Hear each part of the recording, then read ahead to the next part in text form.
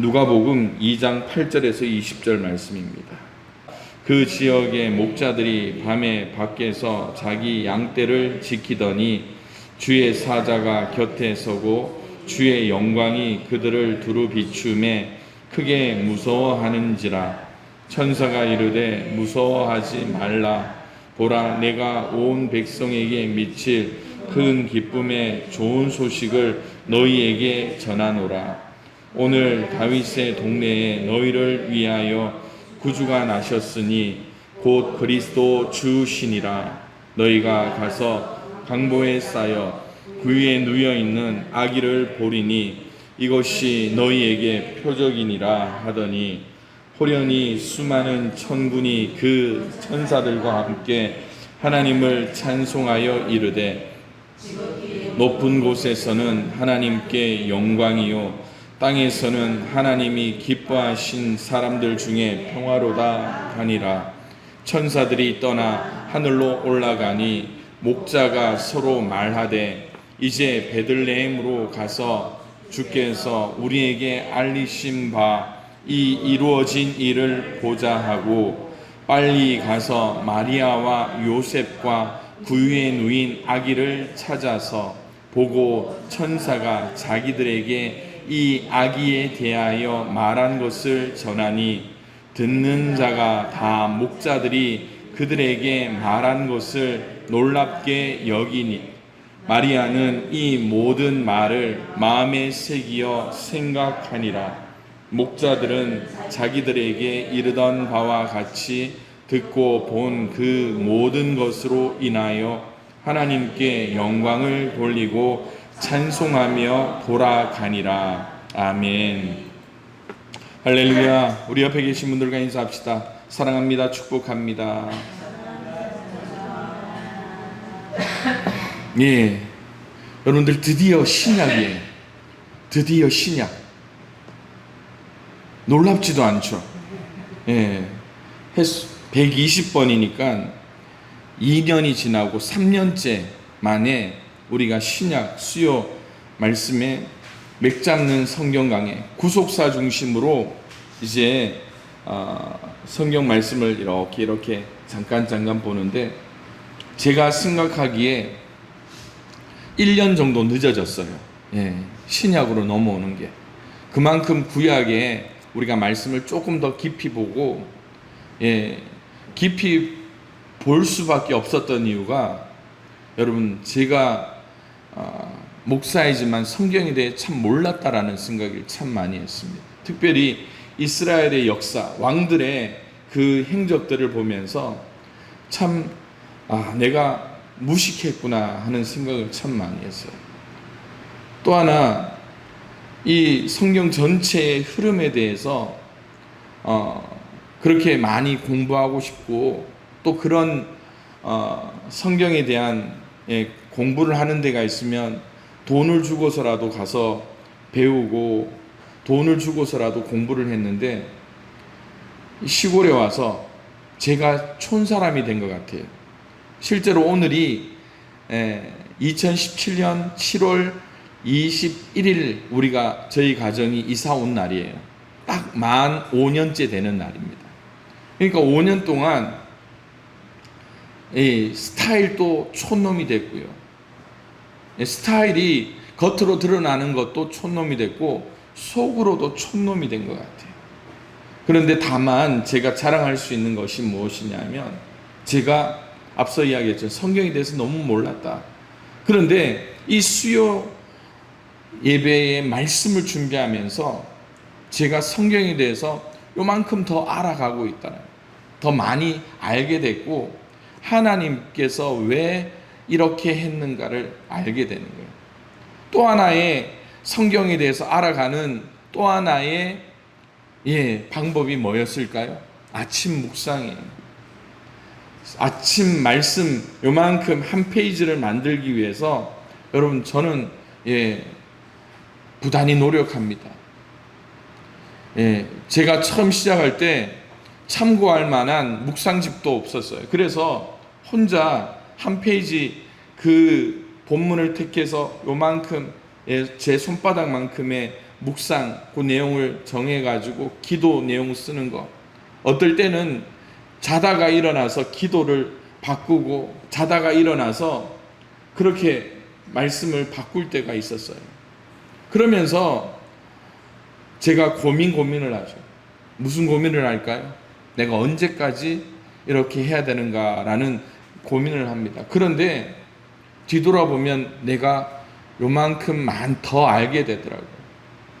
더 알게 됐다는 게 뭡니까? 세상 말로 똑똑해졌다라는 거예요.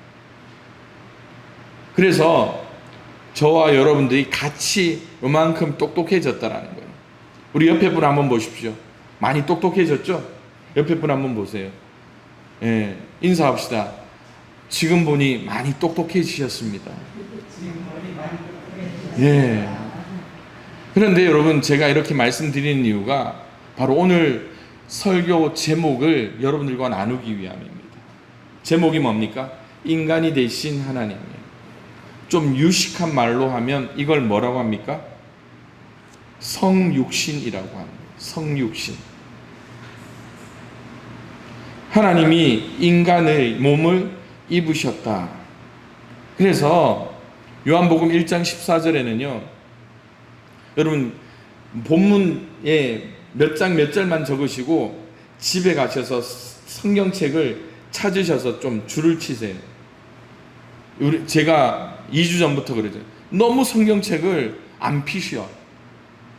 안 가지고 온 것도 있지만 너무 안 펴고 성경책 보는 티를 안 내세요. 성경책 비싸게 사셨잖아요. 4만 원, 5만 원. 지금은요. 여러분 샀을 때보다 성경책 값도 더 올랐어요. 비싼 책 사가지고 안 읽으면 손해입니다. 여러분 자녀들한테 그렇게 하잖아요. 책 좀 보라고. 부모가 책을 봐야지 보는 거예요. 그래서 제가 저희 집사람한테 그랬잖아요. 내가 아무래도 책가방을 하나 사야 되겠다. 책가방 좀 줄을 한 2개로 달아가지고 배운 티를 좀 내야 되겠다. 공부 좀 오래 했거든요, 남들보다. 그런데 여러분, 줄을 또 치고, 왜냐하면 요한복음 1장 14절의 말씀을 보면 얼마나 하나님의 마음을 알게 되는지 알게 됩니다. 말씀이 육신이 되어 우리 가운데 거하심에 우리가 뭘 본다고요? 그의 영광을 보니. 영광이라는 게 뭡니까? 여러분, 영광, 이스라엘 백성이 언제 그 영광을 경험하게 됐어요? 성막에서. 그리고 하나님의 영광이 쭉 임하잖아요. 그것이 단순히 그곳에만 임했습니까? 아니에요. 영광이라는 것은요, 그 온 이스라엘 진영 가운데 나타난 하나님의 임재의 표시였어요. 그래서 하나님의 임재라는 것은요, 어쩌면 우리의 표현대로라면 요만큼밖에 표현이 안 되는 겁니다. 그러나 하나님의 임재가 요만큼밖에 안 된다는 것은 거짓말이죠. 그러나 영광이라는 것은 우리 모두를 둘러쌀 만큼 하나님의 그 빛이 우리 가운데 비친다는 것이죠. 그런데 그 영광을 보니까 뭐라고요? 아버지 독생자의 영광이요 은혜와 진리가 충만하였다라고 말씀합니다. 그래서 사복음서를 보면 하나님은 한 인간으로 우리와 함께 하시면서 일반적인 인간관계를 맺으셨습니다. 하나님은 성육신을 통하여서 인간의 옷을 입으시면서 직접적이고 개인적인 그분만의 방식으로 이제 활동을 하세요. 무슨 활동을 하십니까? 구속의 활동을 하십니다. 그 구속의 역사가 뭡니까? 우리가 봐왔던 창세기에서 말라기까지 봤다. 그래서 이제 구약엔 뭐라고요? 오실 예수님. 신약은 오신 예수님의 그 약속을 성취해가는 과정이죠. 무엇을 성취하십니까? 그리스도의 생애와 사역, 그리고 가장 중요한 게 뭡니까? 십자가의 죽음과 무덤에서의 부활이 바로 그 내용입니다. 에덴 동산에서 직접적이고 친밀하게 나타나셨던 하나님의 그 교제하심이 이제 아담과 하와의 죄로 말미암아 이제 더 이상 하나님과 직접적인 그 관계의 교제가 있을 수 있을까라고 많은 사람들이 생각했죠. 그런데 하나님은 그걸 회복시키시고자 누구를 보내셨다고요? 예수 그리스도. 그런데 이 예수 그리스도가 지금 우리 가운데 있습니까? 없습니까? 없죠. 그죠? 그런데 그 구속의 역사를 어떻게 이루십니까? 그 교제를 어디에서? 이곳이 아니라 저곳에서. 언제? 예수님이 다시 심판해 주러 오실 때에 그 구속의 역사를 완성시키겠다고 말씀하시는 것이죠. 그래서 오늘 예수님은 육체를 입은 인간의 모습으로 나타나셨어요. 예수님은 아이로 태어났습니다. 10대를 거쳤어요. 그리고 성인이 되어서 그 마을의 몫으로 일하셨습니다.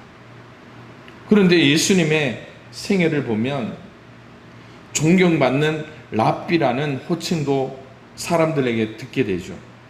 선생님이었습니다. 그러나 당시 제도에서 로마 치하 그리고 대제사장이 이스라엘의 그러한 정치적인 그리고 종교적인 그런 제도 안에서 어떠한 내세울 만한 증명서 하나 없던 분이 바로 예수님이었어요. 그렇다면 이 사복음서는 예수님에 대해서 어떻게 말씀하고 있는가? 사복음서. 긴장하시겠죠? 제가 오늘 좀 많이 준비했어요. 마태복음 1장 1절. 뭐라고 이야기합니까? 아브라함과 다윗의 자손, 예수 그리스도의 계보라라고 말씀하죠. 이게 무슨 의미를 이야기합니까? 우리가 창세기부터 쭉 대략적으로 다 살폈기 때문에 우리가 이 마태복음 1장 1절에 우리가 집중할 이유가 있습니다.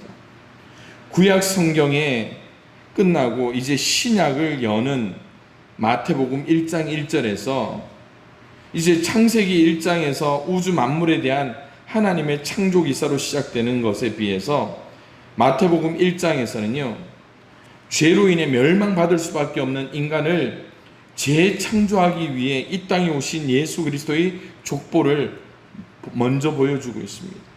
그래서 이 족보는 예수 그리스도가 아브라함과 다윗의 자손임을 밝히면서 하나님으로부터 시작된 그 구속의 역사, 구속의 약속이 다른 약속이 아니었다라는 거예요.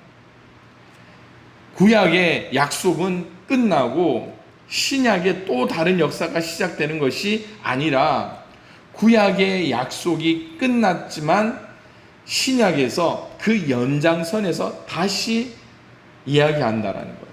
그래서 오실 예수님, 오실 메시아, 그리고 오신 메시아에 대한 말씀.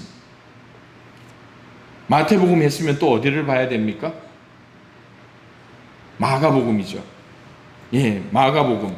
여기도 우리가 깊이 생각해야 됩니다. 하나님의 아들 예수 그리스도 복음의 시작이다라고 이야기합니다. 복음이라는 것은요, 헬라어로 외국어 잘 안 쓰려고 하는데 헬라어로 이런 말입니다. 유앙겔리온이라는 말이에요. 영어로 하면 좀 많이 들어보셨죠? 복음, good news. 그런데 이 good news라는 게 유앙겔리온이라는 말이 무슨 말입니까? 이 당시 로마 시대를 기점으로 한번 생각해 보면 황제의 즉위 그리고 전쟁에서의 승리를 알리는 전령이 들어올 때 그러니까 나팔 소리, 그리고 사람들이, 군중들이 모여서 박수를 칩니다. 그게 개선문을 향할 때 울려 퍼지는 소식이 복된 소식이에요. 뭐라고요? 우리 군대가 이겼어. 우리 군대가 또 저 땅을 넓혔어. 수많은 전리품과 노예들이 우리 로마 땅에 들어오고 있어. 그게 복음이었다니.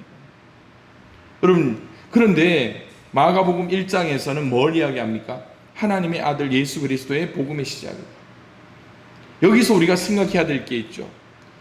이 당시 예수님이 아무런 호칭도 없이, 어쩌면 이순신 장군이 임진왜란에 백의 종군을 하면서 그냥 전쟁터에 나가 싸우듯이 예수님이 나와서 그 흰 백마가 아니라 어린 나귀를 타고 예루살렘 성에 입성할 때 사람들이 호산나를 외쳤잖아요. 사람들이 외쳤던 메시아의 모습은 어떤 메시아입니까? 정치의 메시아예요. 그래서 로마의 압제에서 우리를 해방해 줄 정치적인 메시아. 정치적으로 안 된다면 어떤 메시아입니까? 힘으로 이길 수 있는 군사적인 메시아를 원했어요. 그게 복음이에요. 그게 복음. 그런데 마가복음에서는 뭐라고요?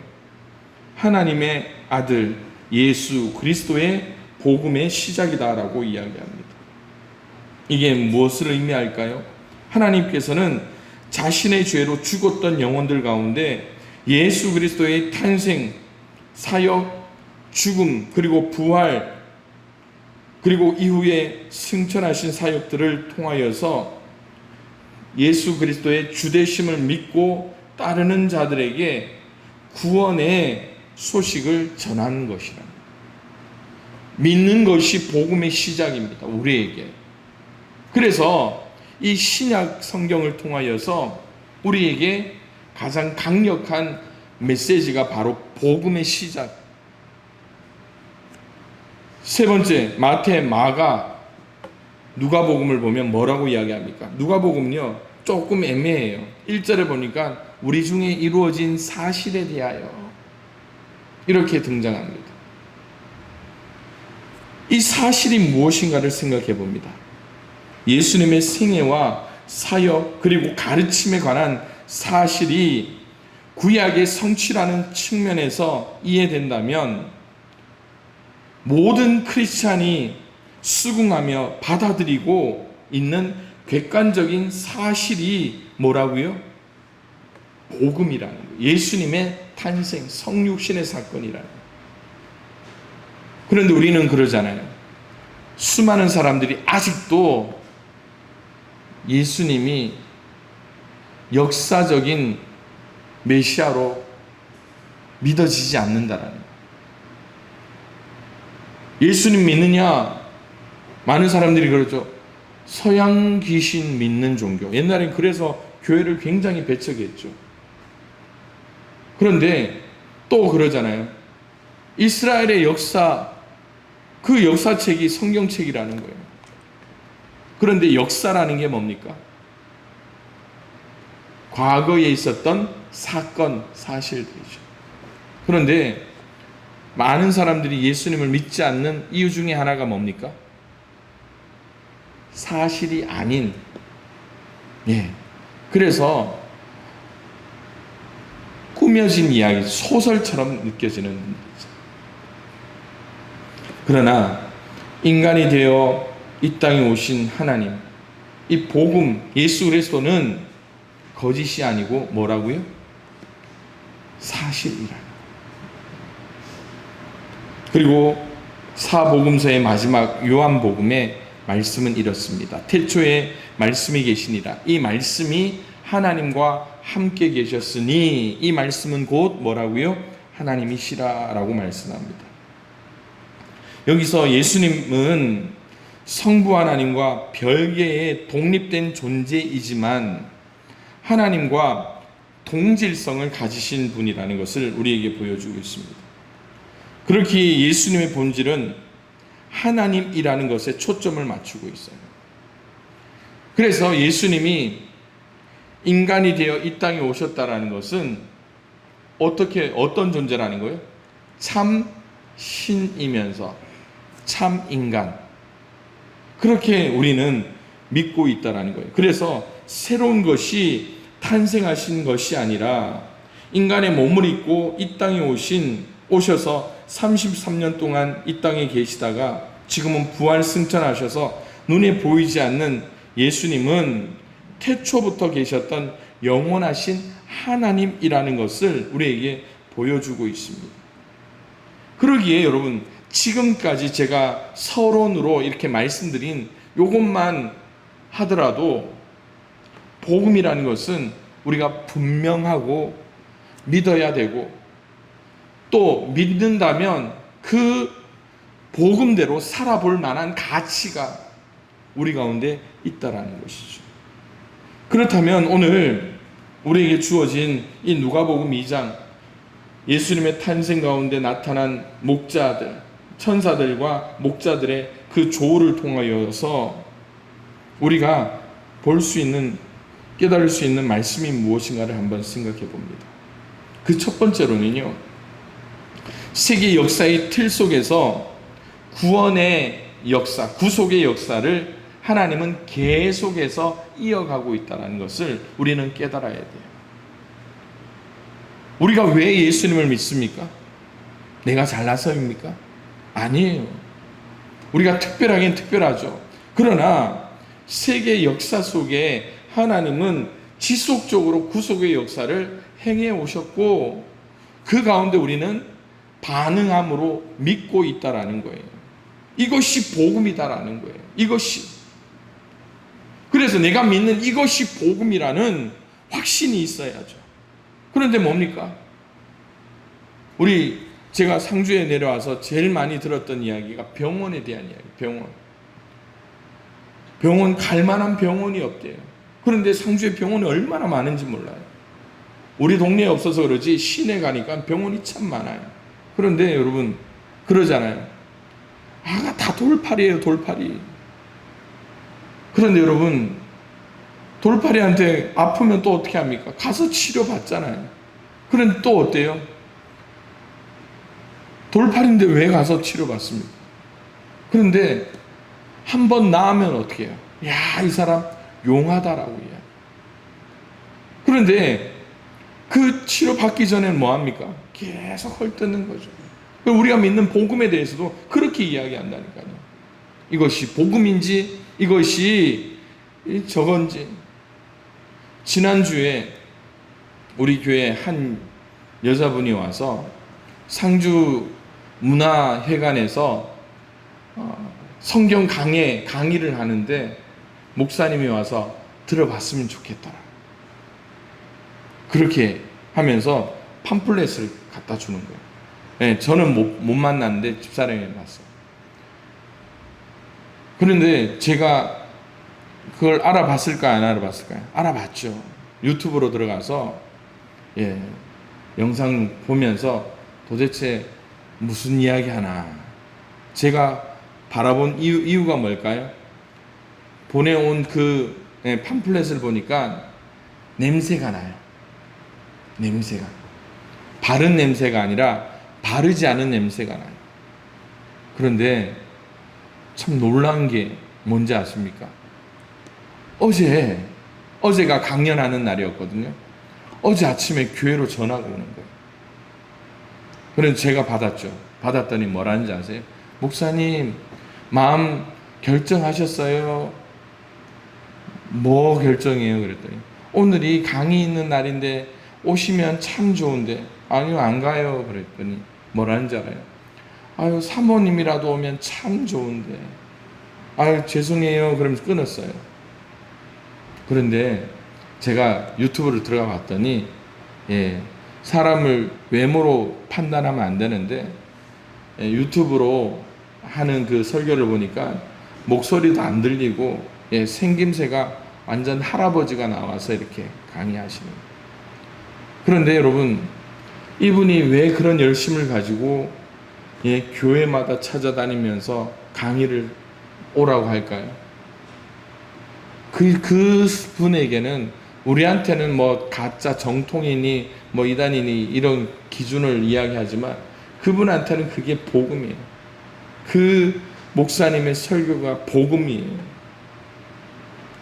그러듯 오늘 예수님은 뭡니까?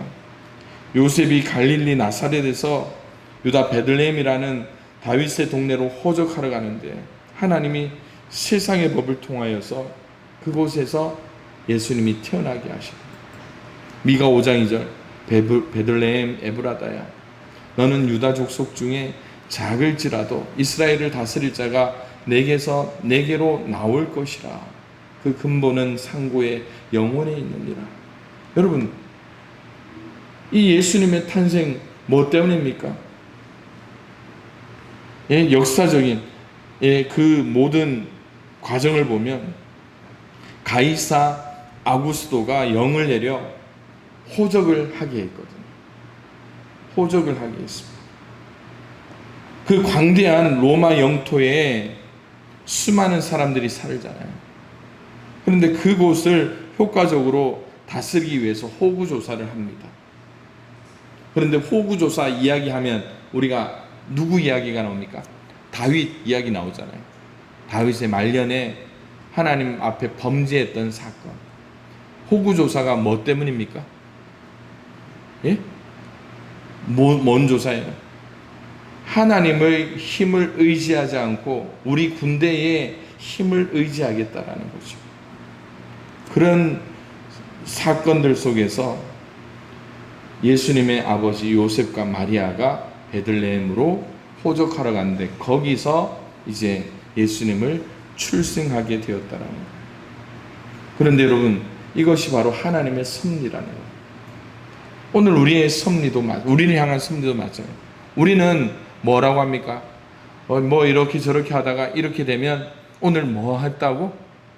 운 좋다고, 오늘 개 탔다고 이렇게 얘기하죠.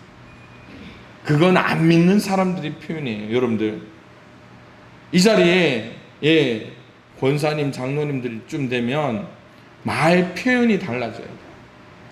오늘 길 가다가 돈 주었더니 재수가 온 붙었다고.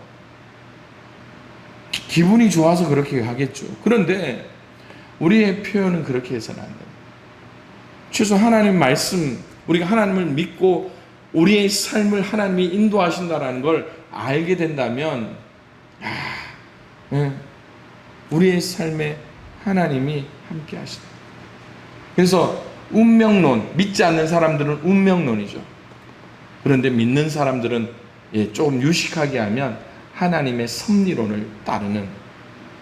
그래서 모든 것 가운데 뭐처럼 톱니바퀴처럼 내 인생이 착착착착 짜맞춰질 때 우리의 삶은 어떻다고요? 이제 하나님이 내 삶에 간섭하시는 거예요. 하나님 내 삶에 간섭하시는 거예요. 그걸 보면서 어떻게 해요? 너무 감사해요. 그럴 때 예수 한번 믿어볼 만, 하나님을 제대로 의지해 볼 만한다. 그래서 현실에 대하여 우리가 부정하지 말고 우리의 삶에 함께 하시는 그 하나님의 뜻을 발견하여 하나님 뜻에 합당한 삶을 살 수 있는 저와 여러분들이 될 수 있기를 주님의 이름으로 축원을 드립니다. 두 번째로, 성육신이라는 이 말씀을 보면 여러분 조금 우리의 삶의 현장이 얼마나 중요한가를 우리는 깨닫게 돼요. 성육신, 하나님은 이 땅에 우리를 위하여 오셨어요. 인간의 몸을 입으셨어요. 이때 과연 우리는 뭘 하는가? 변화산 사건이 있을 때 베드로는 뭘 합니까?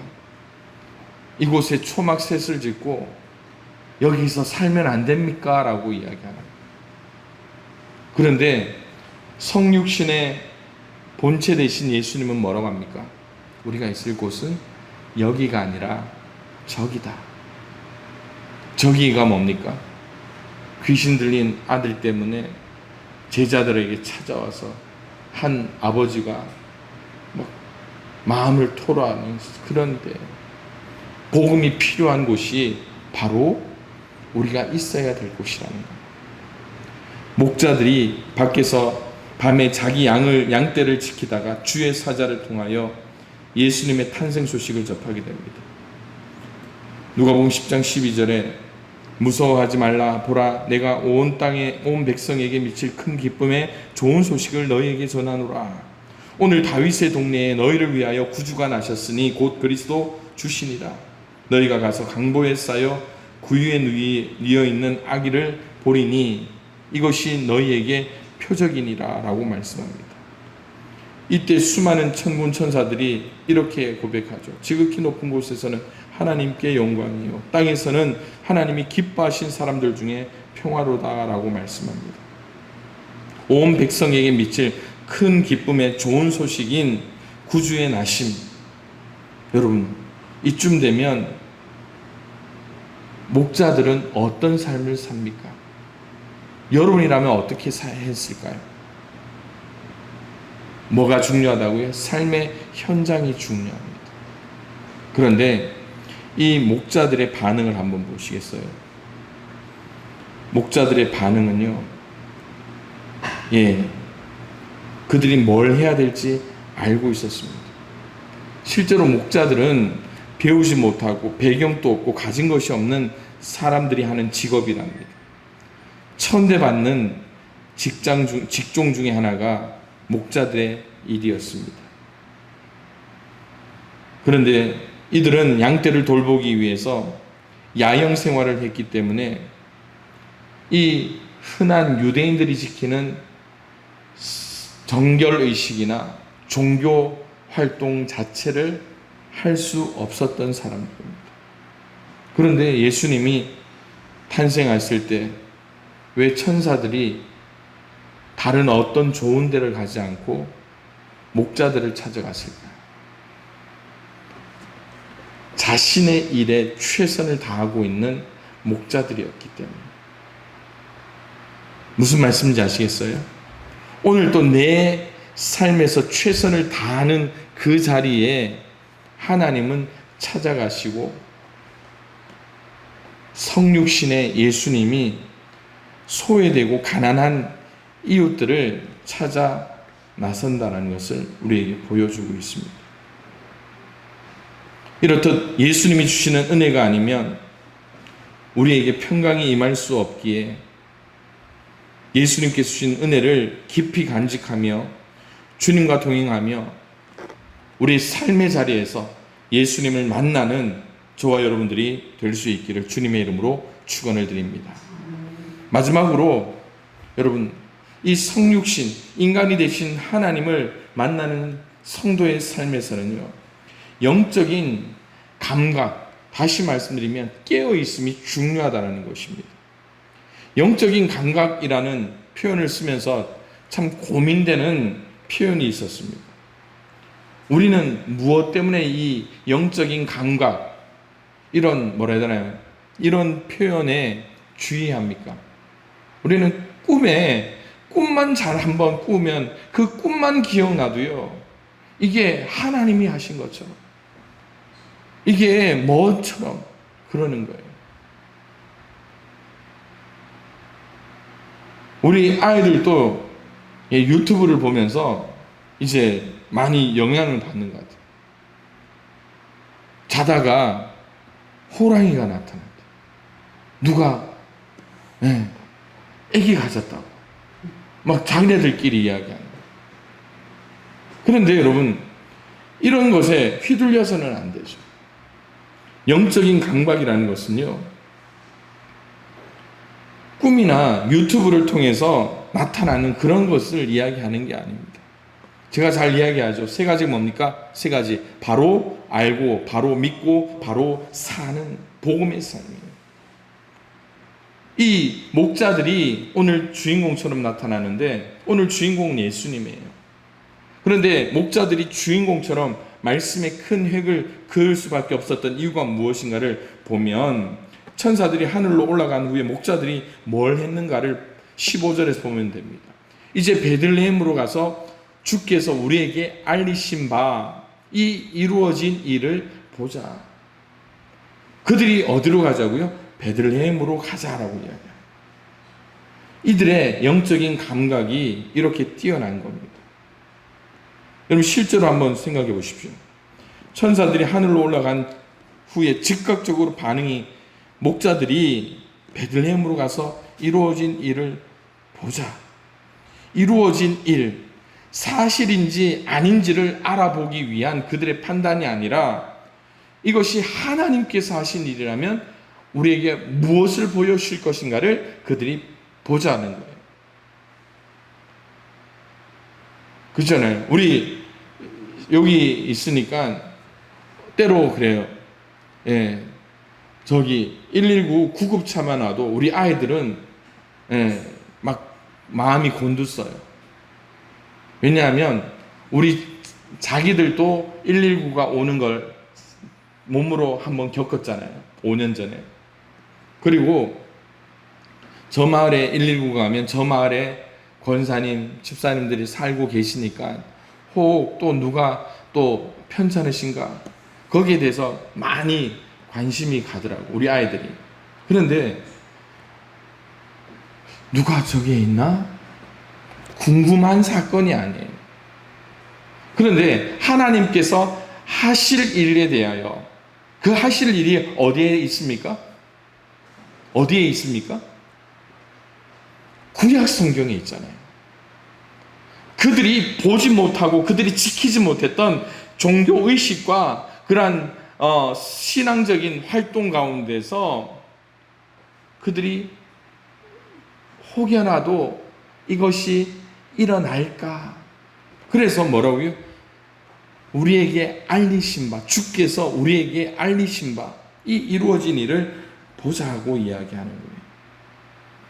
우리의 신앙은 이러한 영적인 감각이 있어야 됩니다. 우리가 기도해야 된다. 우리가 깨어 있어야 된다. 우리가 전도해야 된다. 여러분, 살면서 이런 일들이 얼마나 많이 있습니까? 그런데 우리가 그렇게 반응합니까? 안 하잖아요. 왜? 하면 피곤하니까. 그런데 여러분, 이 영적인 감각이라는 것은 깨어 있으면 어떻습니까? 피곤하더라도 어떻게 해요? 기도하는 거예요. 바쁘더라도 어떻게 해요? 내가 할 일은 깨어 있는 거예요. 그러면서 우리의 사명을 감당할 수 있는 것이죠. 그래서 우리는 이러한 영적인 감각이 있어야 되는 거예요.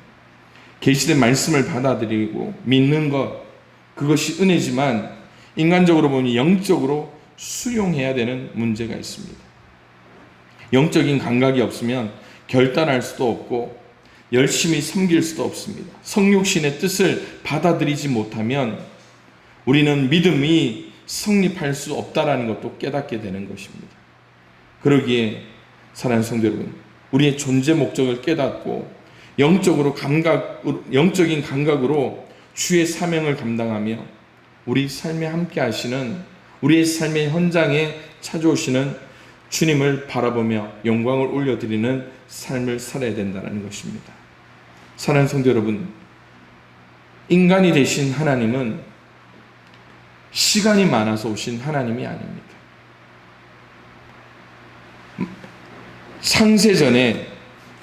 창세전에 약속하신 그 하나님의 약속을 지키시기 위해 이 땅에 오셨다는 것입니다. 그러듯 오늘 우리의 삶에서도 하나님을, 예수님을 떠나려 하지 말고 예수 그리스도의 제자, 곧 제자로서의 삶을 살면서 하나님의 임재에 반응하는 삶을 살 수 있는 저와 여러분들의 삶이 될 수 있기를 주님의 이름으로 축원을 드립니다.